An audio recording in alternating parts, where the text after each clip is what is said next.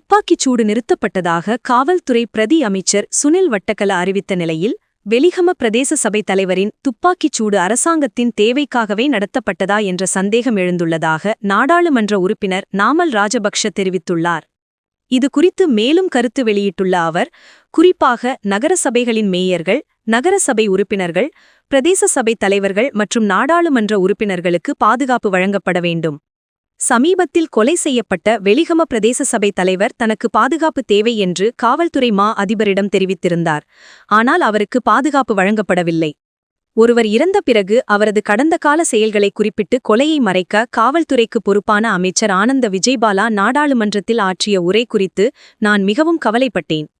வெலிகம தலைவர் அப்போது தனது பாதுகாப்புக்காக முன்வைத்திருந்த கோரிக்கையை நிறைவேற்றியிருந்தால் அவர் இன்றும் உயிருடன் இருந்திருப்பார்.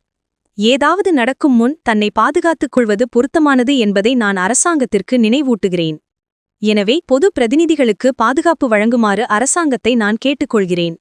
தினம் நடக்கும் துப்பாக்கிச் சூடு நிறுத்தப்பட்டதாக காவல்துறைக்கு பொறுப்பான பிரதி அமைச்சர் சுனில் வட்டக்கல கூறியிருந்தாலும், இந்த துப்பாக்கிச் சூடு அரசாங்கத்தின் தேவைக்காகவே நடத்தப்பட்டதா என்று சந்தேகம் உள்ளது என அவர் மேலும் கூறியுள்ளார்.